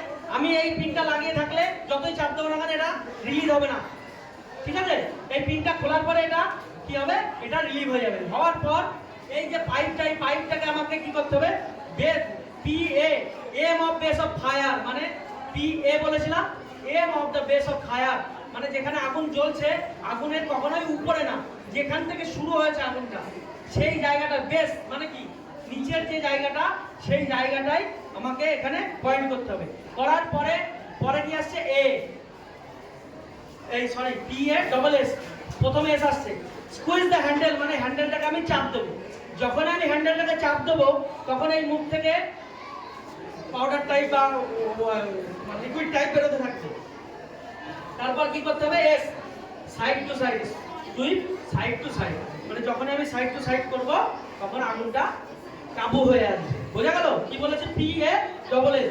আর আগুনটা লেগে গেলে কি করতে হবে, মনে করো আমার গায়ে এখানে আগুন লেগে গেছে, আমার গায়ে আগুন লেগে গেছে, এর একটা পদ্ধতি আছে, নিয়ম আছে। কি আছে নিয়ম? কি আছে? Stop, drop and roll. Stop, drop and roll. এই কথার মধ্যেই উত্তরটা আছে। স্টপ মানে আমি যদি আমার গায়ে আগুন লেগে যায়, মনে করো লাগতেই পারে, যারা রান্না করছে তাদের গায়ে আগুন লাগতে পারে না? তো এই আগুন লেগে গেলে আমি কি করবো, প্রথমে দৌড়ে বাইরে বেরিয়ে আসলাম, মানে চেষ্টা করবো যে বাইরে বেরিয়ে আসলাম। বাইরে বেরিয়ে এসে ড্রপ করে রান করবো না, মানে দৌড়ে যাবো না। দৌড়ে গেলে কি হবে, আমার শরীরে অক্সিজেনটা বাঁধবে আর আমার কাপড়টা আরো জ্বলতে শুরু করবে, তাই না? তো কখনোই আমি দৌড়াবো না, কি করবো, স্টপ হয়ে যাবো, দাঁড়িয়ে যাবো। ড্রপ হয়ে যাবো মানে শুয়ে পড়বো। ড্রপ হয়ে যাবো মানে কি, শুয়ে পড়বো। শুয়ে পড়ার পরে কি বলেছি, রোল। রোল কেন করব, অক্সিজেনটাকে আমার শরীর থেকে কাট অফ করে দেওয়ার জন্য। এইভাবে রোল করব, যতটা রোল করব যতক্ষণ না আমার গায়ে শরীরের আগুনটা নিভে যাবে, ততক্ষণ আমি রোল করতে করতে বাইরের দিকে চলে আসবো। সবসময় চেষ্টা করতে হবে, একটা বদ্ধ ঘরে যদি আগুন লাগে, মোটামুটি আমাদের হাঁটু পর্যন্ত কোনো ধোঁয়া বা কোনো গ্যাস থাকে না, দেখবা উপর দিকেই থাকে। একদম নিচের দিকে, হাঁটুর নিচে পর্যন্ত পুরো ফাঁকা থাকবে, তুমি একদম নিচে পর্যন্ত দেখতে পারবে। তো সবসময় চেষ্টা করতে হবে উঠে দাঁড়ানোর জন্য নয়, স্টপ, ড্রপ এন্ড রোল। ধীরে ধীরে ধীরে রোল করতে করতে তুমি বাইরে চলে যাবে। বোঝা গেল? আগুন লাগলে কি করব, নিজেকে সেভ করবো। বোঝা গেল? এবার আমরা আসবো হচ্ছে কিসে, ফ্লাড। এখানে তো বন্যা হয়, হয়তো বন্যা প্রবণ এলাকা, তো ফ্লাড হলে আমরা নিজেদেরকে কিভাবে বাঁচাবো। ফ্লাড হওয়ার মানে বন্যা হলে আমরা প্রথমে কি করব, যখন আমাদের বন্যা হবে তার পূর্বাভাসটা আমরা কিভাবে পাবো, খবরের মাধ্যমে পাবো, মোবাইলে যেসব রেডিও আছে রেডিওর মাধ্যমে পাবো। তো সবার বাড়িতে একটা কি রাখা উচিত, একটা ব্যাটারি চালিত রেডিও রাখা অবশ্যই উচিত। যখন আমাদের এখানে পুরো বন্যা হয়ে যাবে, স্কুল বন্ধ হয়ে যাবে, সবকিছু বন্ধ হয়ে যাবে, রোড কানেক্টিভিটি বন্ধ হয়ে যাবে না, ইলেকট্রিসিটি চলে যাবে, তখন মোবাইলে চার্জ দেবো না, হবে না, টিভি চালাতে পারবো না, তাহলে আমরা আপডেটটা কিভাবে নেবো, ওই রেডিওর মাধ্যমে নেবো। প্রথম কাজ। দ্বিতীয় কাজ, বাড়িতে প্রয়োজনীয় খাবার, জল, এগুলো তোমাকে মজুদ রাখতে হবে। খাবারটা কেমন রাখতে হবে, শুকনো খাবার। তুমি তো খুব পরিমাণে সেই বছর 10-এর খাবার তো বাড়ি রাখতে পারবে না, পারবে? শুকনো খাবার রাখতে হবে, প্রয়োজনীয় ওষুধ রাখতে হবে। আর বাড়ির যে গবাদি পশুগুলো আছে তাদেরকে তো আমরা ছেড়ে দেবো না, তাদেরও তো একটা জীবন আছে না। গাছের যদি একটা জীবন থাকে, এটা পশুদের তো অবশ্যই আছে। তো পশুদেরকে কি করতে হবে, গবাদি পশুদেরকে কোনো উঁচু জায়গায় বা কোনো জায়গায় শিফট করে দিতে হবে। নিজেদের প্রয়োজনীয় কাগজপত্রগুলো নিজেদের কাছে উঁচু জায়গায় রাখতে হবে, ঠিক আছে? যখন বন্যা চলে আসবে তখন আমরা কি করব, কখনোই বাইরের কোনো জিনিস, বাইরের কোনো জল বা খাবার কখনোই আমরা ইনহেল করবো না, মানে খাবো না। যা তোমার বাড়িতে আছে, বাইরের কোনো খাবার বলতে কি, যখন আমাদের চারিদিকে বন্যা হয়ে যাবে, মাছ খুব সস্তা হয়ে যাবে, তখন মাছ 100 টাকা, এখন 100 টাকা হলে তখন 20 টাকায় চলে আসবে, তখন খেতে খুব ইচ্ছা হবে, তখন ওইসব খাওয়া যাবে না। কারণ চারিদিকে তো দূষিত জল থেকে শুরু করে কারখানার জল, বাজে সব পচা জল, এগুলো সে একরকম হয়ে যাবে না? তখন সেটা তো তোমার পক্ষে খারাপ হতে পারে, তোমার শরীর খারাপ হতে পারে, এগুলো কখনোই করা যাবে না, ঠিক আছে? এইবার মনে করো বন্যা এসছে, বন্যা আসলে হঠাৎ বন্যা চলে এসছে, তো তখন আমরা কিভাবে ফ্লোটিং ডিভাইস, মানে ফ্লোটিং করবো কি করে, ভেসে থাকবো কি করে, জলের উপরে থাকবো, এটা পরে ভেসে থাকবো না, থাকবো তো? তো এগুলো কিনতে পারবো না আমরা, অনেক কস্টলি জিনিস আমাদের কাছে আছে, আমরা দেখাচ্ছি, কিন্তু তোমাদের বাড়িতে বা স্কুলেও হয়তো নেই, থাকেও না। এটাকে বলা হয় লাইফ জ্যাকেট। এটাকে পরে আমি 72 ঘন্টা অবধি জলের উপরে থাকতে পারবো, 72 ঘন্টা। তারপর আস্তে আস্তে আস্তে আস্তে এর মধ্যে জল যাওয়া শুরু করবে। খুব হালকা জিনিস, ঠিক আছে? এটা দিয়ে আমি ফ্লোটিং করে থাকতে পারবো। তারপরে এটাকে দেখা যাচ্ছে, এটা গোল মতো, এটাকে বলা হয় লাইফ বয়। এই লাইফ বয়ে একটা যে 4টে দড়ি দেখতে পাচ্ছ, এই 4টে, একটা লাইফ বয়ে 4টে মানুষ ভেসে রাখতে পারবে। এটাও কস্টলি জিনিস। এইসব জিনিস বড় বড় জাহাজ বা বোটে থাকে, ঠিক আছে? এগুলো আমাদের বাড়িতে থাকে না। যেগুলো আমাদের বাড়িতে থাকে সেইগুলো জিনিস দিয়ে আমি ফ্লোটিং ডিভাইস কিভাবে সেম জিনিসের কাজ করবে, কিন্তু সেটা আমি কিভাবে বানাবো। এই যে দুটো ঢপ দেখছো না, জলের ঢপ, 5টা ছেলে চলো, 5টা এই সামনে লেগে চলে, এই দুটো জলের ঢপ দিয়ে মানুষের আকৃতির, মানে মানুষের যতটা ওয়েট সেই ওয়েট অনুযায়ী যদি আমি সেই ঢপটা নিয়ে এইভাবে বানাতে পারি আর ঢপের মুখ দুটো যদি বন্ধ করে দিই, তাহলে এই ঢপ দিয়ে অনায়াসে মানুষ একটা ভেসে থাকতে পারবে জলে। পারবে কি না? পারবে তো? তো এইভাবে আমি বেঁধে একটা ফ্লোটিং ডিভাইস, এটা বাড়িতে অপ্রয়োজনীয় জিনিস, মানে বাড়িতে কেউ জল নিয়ে আসে, কেউ ফেলে দিচ্ছে, অপ্রয়োজনীয় জিনিস, সেগুলো দিয়ে আমি ফ্লোটিং ডিভাইস বানিয়েছি। এই যে নারকেল যেটা বাজছে, এই নারকেলটা হচ্ছে কি শুকনো নারকেল, যেটা অনায়াসে গাছ থেকে পড়ে যায়। এই নারকেলটা কি হয়, উপরে ভেসে থাকে, জলের উপরে ভেসে থাকে। ওর বডি অনুযায়ী ওকে 5টা 7টা নারকেল নিয়ে বেঁধে যদি এইভাবে ওর বুকের সাথে উপর থেকে বেঁধে দেওয়া যায়, তাহলে ও অনায়াসে ভেসে থাকতে পারবে।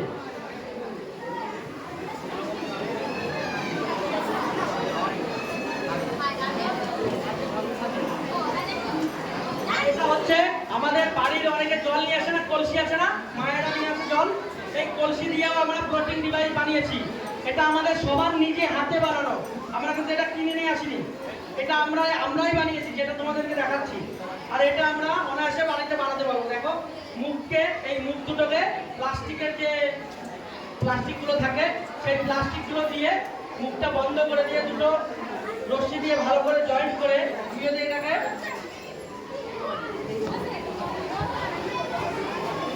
এভাবে যদি আমি মানে জলের মধ্যে পড়েও যাই, আমি সারাদিন ধরে বেঁচে থাকতে পারবো। তো সারাদিন ধরে তো কেউ বেঁচে থাকবে না, কোনো না কোনো জায়গায় কিনারা পেয়ে যাবে, তখন সে রেস্কিউ হয়ে যাবে, রিলিফ হয়ে যাবে। তো এটা হচ্ছে আমাদের কি বাড়ির ব্যবহৃত জিনিস দিয়ে ফ্লোটিং ডিভাইস বানিয়েছি, আমরাই বানিয়েছি। তো এটা এইগুলোকে তোমরা বাড়িতে গিয়ে চেষ্টা করবে নিজেদের। আমরা যে বোতলে জল খাই না, এই যে বোতলটা, এই বোতলটা দিয়ে একটা ফ্লোটিং ডিভাইস বানানো যায়। যদি এই বোতলের মুখটা বন্ধ করে দিই, তুমি এর সাথে এর যেটুকু ওয়েট নিতে পারবে, মনে করো একটা মোবাইলের ওয়েট নিতে পারবে। একটা মোবাইল যদি এর গায়ে বেঁধে তুমি জলে ফেলে দাও, এ সারাদিন সারা রাত উপরে ভেসে থাকে। তো এরকম বোতল মোটামুটি 2 লিটারের যে থামসাপের বোতলগুলো হয়, ওই বোতলগুলো যদি 5টা আমার শরীরে বেঁধে দাও, দড়ি দিয়ে ঠিক এইভাবে বেঁধে আমার শরীরের সাথে আমি যদি বেঁধে দিই, তো আমি আরামসে ফ্লোটিং হয়ে যাবো, ডুবে যাবো না কখনোই। বোঝা গেল? বোতল নিয়েও একটা মানে তার শরীরের উপরে, ওয়েটের উপরে নির্ভর করবে।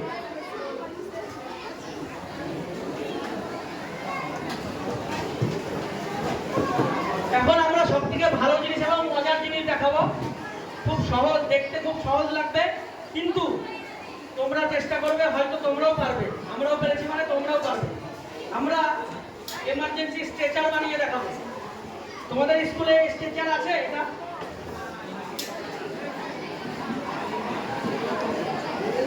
এই স্ট্রেচারটা আছে তোমাদের স্কুলে? এটাকে বলা হয় স্ট্রেচার, ঠিক আছে? এই স্ট্রেচারে কি হয়, কারোর হাত পা ভেঙে গেলে এটাই করে নিয়ে আমরা অ্যাম্বুলেন্সে তুলে দিই। তো মনে করো আমাদের স্কুলে স্ট্রেচার নেই, তাহলে আমরা কিভাবে স্ট্রেচার বানাবো? বাড়িতে বা স্কুলে বা যেখানেই হোক একটা কম্বল যদি থাকে, শক্ত কম্বল, সেই কম্বল দিয়ে আমরা স্ট্রেচার বানিয়ে রাখবো। প্রথমে কম্বলটাকে বিছিয়ে 1/4 অংশ ফোল্ড করে দিয়ে উপরে একটা রড, লোহার রড বা বাঁশ রেখে পরের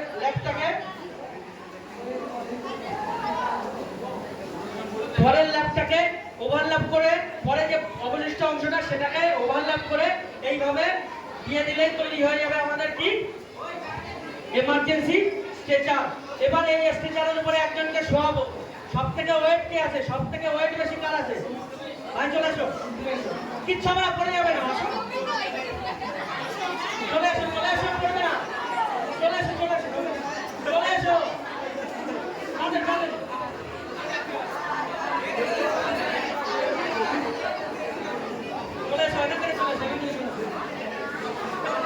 এবার এই ভাইটাকে আরামসে দেখো, এই যেভাবে বানিয়েছে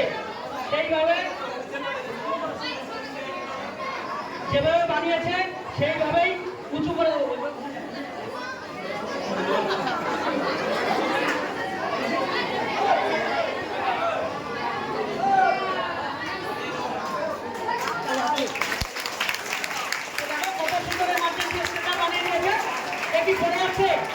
এখানে যদি আমিও শুয়ে পড়ে, আমি পড়ে যাবো না, কিন্তু তোমাকে কি করতে হবে, কম্বলটাকে ভালো রাখতে হবে এবং যে রডটা দিয়েছে সেই রডটা শক্ত হতে হবে। যদি লুজ হয়, খারাপ হয়, পুরোনো হয়, তাহলে ভেঙে যাবে, ভেঙে গেলে সে পড়ে যাবে। তুমি এইভাবে যদি নাড়াও তাও পড়বে না।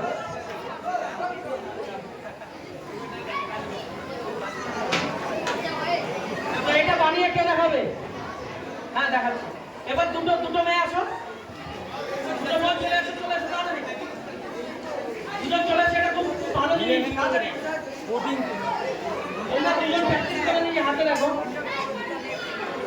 প্রথমে কি করে যে ভালো করে দেখে নাও, কেউ কথা বলবে না। এরপরে আরো ভালো জিনিস দেখাবো, দড়ি দিয়ে বানিয়ে দেখাবো। ও কেউ কথা বলবে না। প্রথমে এই কম্বলটাকে পাতিয়ে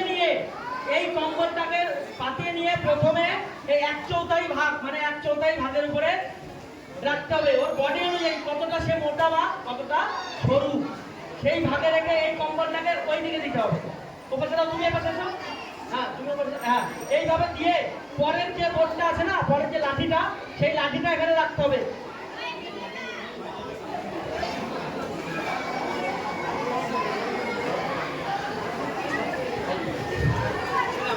নিজের বডি অনুযায়ী এটাকে ফোল্ড করে দিতে হবে। তারপর যে অবশিষ্ট অংশটা সেটাকে আরেকবার ফোল্ড করে এর উপরে চাপিয়ে দিতে হবে। ব্যাস তৈরি হয়ে গেল এমার্জেন্সি স্ট্রেচার। এই স্ট্রেচার দেখতে অনেক সোজা লাগছে, যত ভারী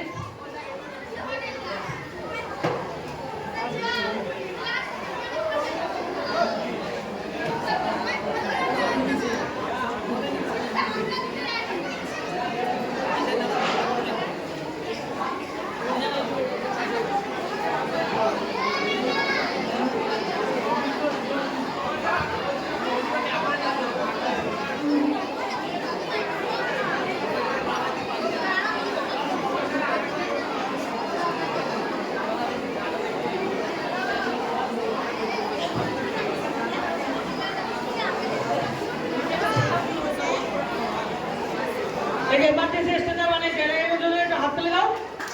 বাহ, খুব সুন্দর বানিয়েছে না? এবার আমরা দেখাবো দড়ি দিয়ে কিভাবে এমার্জেন্সি স্ট্রেচার বানাবো। দড়ি দিয়ে, যদি মনে করো আমাদের স্কুলে কম্বলও নেই, তো আমরা কিভাবে দড়ি দিয়ে স্ট্রেচার বানাবো। তো দড়ি আমাদের কি সবার কাছে মোটামুটি থাকে, স্কুলেও আছে।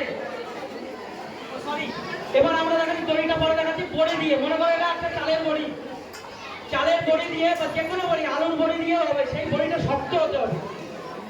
একটা পাশটা খোলাই থাকে যে কোনো বস্তার, সেই বস্তার এক পাশ যে পাশ খোলা থাকবে।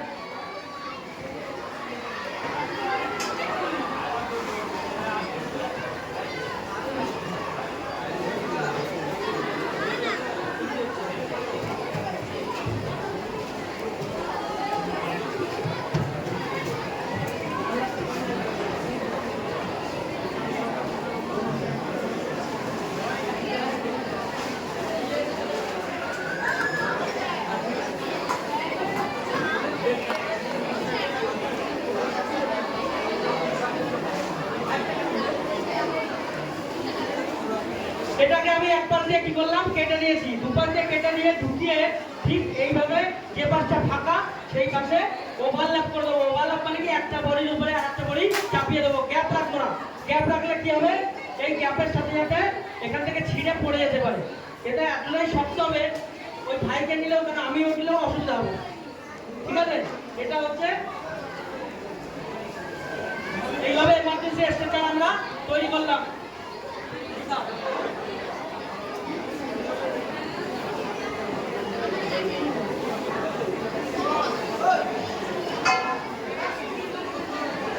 এবার আমরা দেখাবো কি দিয়ে, দড়ি দিয়ে। দড়িতে পুরো পোলের মধ্যে দুটো গিট মারবো। এই দুটো গিটই থাকবে পুরো পোলে, আর একটা গিট দেবো না, কিন্তু স্ট্রেচার তৈরি হয়ে যাবে। প্রথমে কি করবো, দুটো পোলকে এমন ভাবে রাখবো যে তার বডি সাইজ অনুযায়ী, যে কতটা রোগা কতটা মোটা। যদি বেশি মোটা করে তাহলে নিচে ঝুলে যাবে, আর বেশি রোগা করে দিলে সে ধরবে না। তো সেইভাবে তার বডি অনুযায়ী যতটা সে গ্যাপ, ততটা গ্যাপে রেখে প্রথমে একটা গিট মারবো। গিট মারার পরে এই দড়িটাকে, প্রথমে যে দড়িটা গিট মারলাম সেখান থেকে টুইস্ট করে করে ক্রসে টুইস্ট করে করে কিভাবে স্ট্রেচারটা বানাবে ভালোভাবে দেখে নাও। যে পারবে তাকে বলবো সে খুব ইন্টেলিজেন্ট, আগে যে অনেক কিছু তৈরি হতো। ভালো করে দেখে নাও কিভাবে টুইস্ট করবে। দেখো দড়িটাকে করেছে, টুইস্ট করেছে।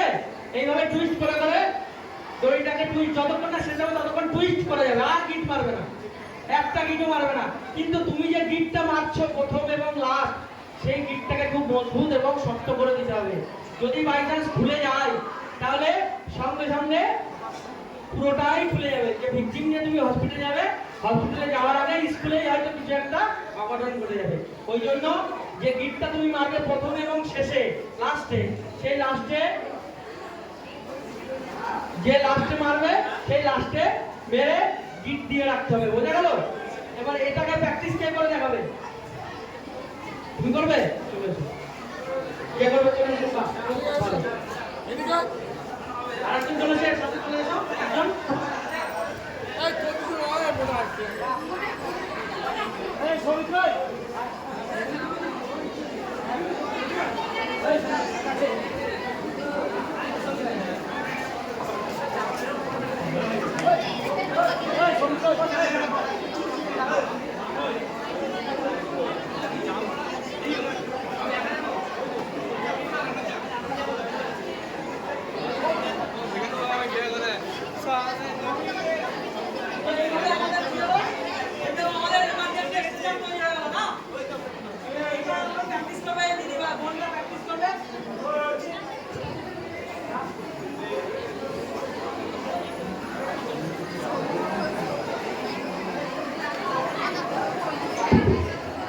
এবার আমাদের এই ছোট ছোট দুটো বোন, এরা তোমাদের যে সহপাঠী, এরাই প্র্যাকটিস করবে নিজেরা হাতে করে, ঠিক আছে? নিজের বডি ওর বডি এইভাবে ধরে রাখতে তো এরকম হয়ে যাবে। একদম সোজা ধরে রাখতে হবে। তুমি এইখানে এইভাবে আর এইখানে এইভাবে শক্ত করে ধরে রাখবে। যাতে নড়ে, এইভাবে একদম এইভাবে, ঠিক আছে?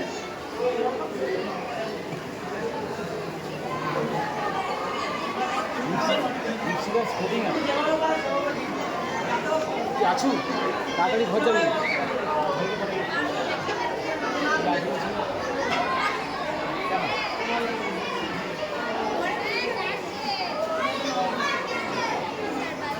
ওইটা ইসরে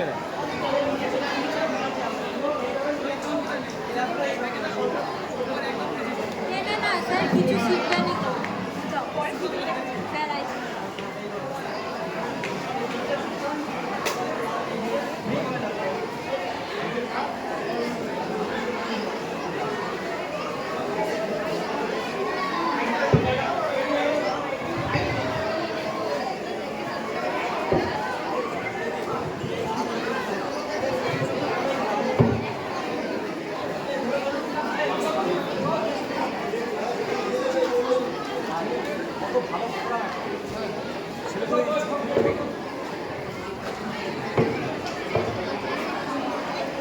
এই মেয়েরা থাকবে লোক বাইরে লোক এসে খালি বাইরে বসে যায়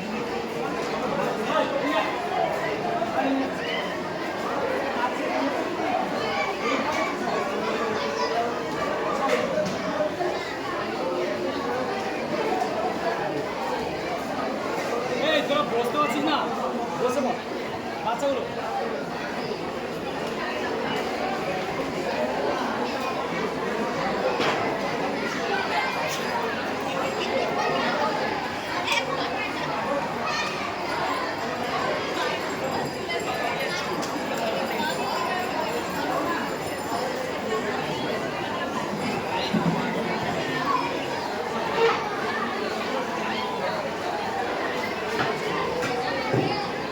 তো দেখে দিও এরা করছে কত সুন্দর, এরা প্র্যাকটিস করে দিল। তোমরা আসতে ভয় পাচ্ছ, কিন্তু কি আসলে শিখতে পারবে। তোমাদেরকে এরকম না যে তোমাদের হাতে হাতে করে দেবে না। এইভাবে করার পর লাস্ট পজিশনে এসে একটা ছোট্ট ভালোভাবে শক্ত গিট দিতে হবে। দেওয়ার পর এই যে দড়িটাকে পুরো পোলের সাথে আস্তে আস্তে আস্তে আস্তে বিছিয়ে দিতে হবে। বিছিয়ে দিলেই তৈরি হয়ে যাবে emergency stretcher.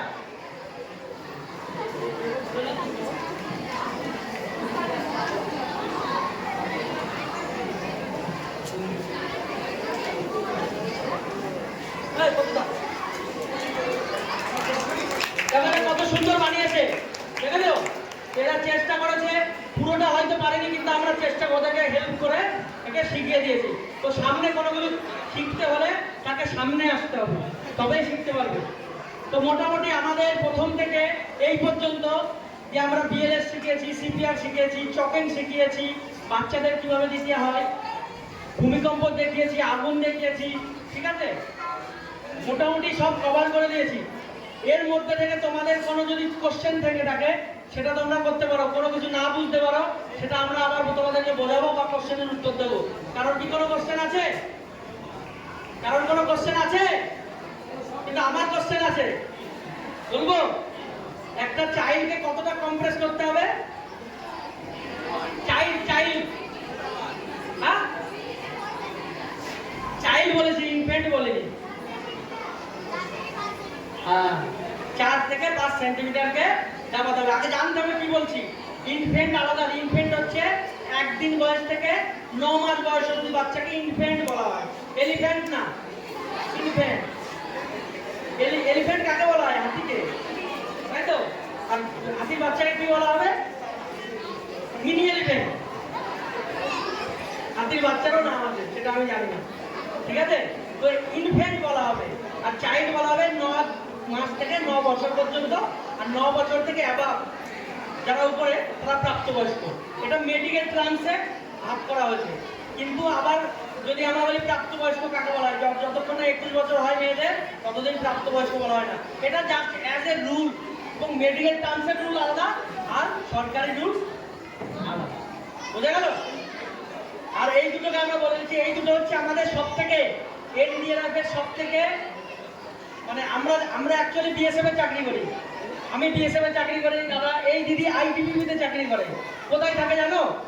-32 degree centigrade temperature এই দিদি থাকে।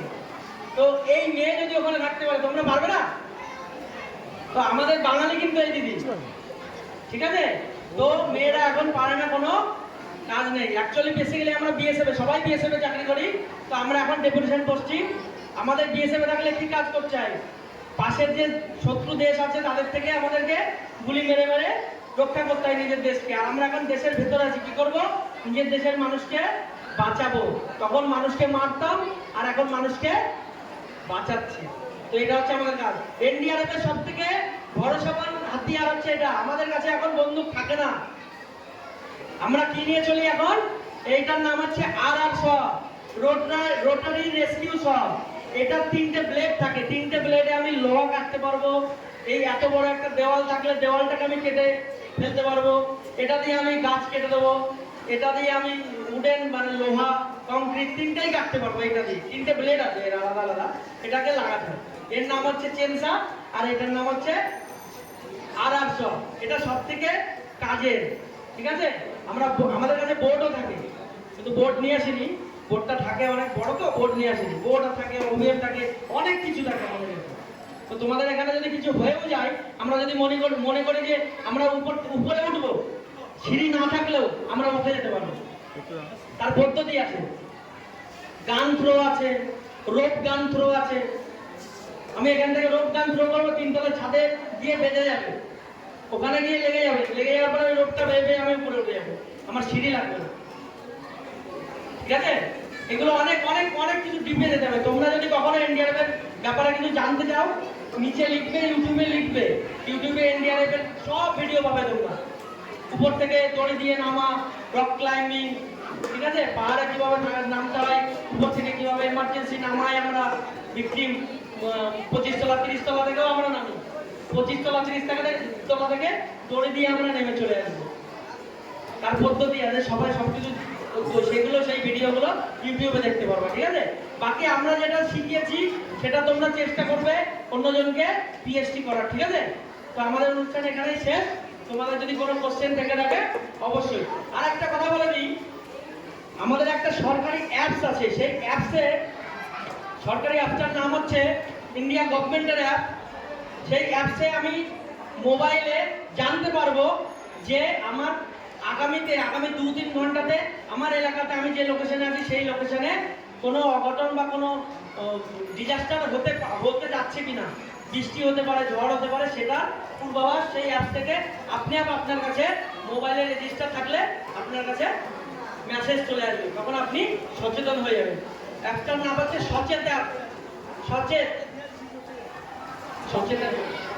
অ্যাপটার নাম হচ্ছে সচেত অ্যাপ।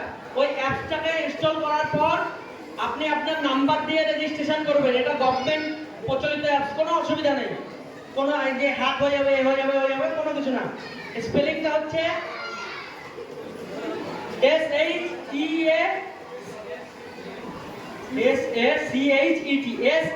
SACHET, ইটি SACHET সচেত অ্যাপ।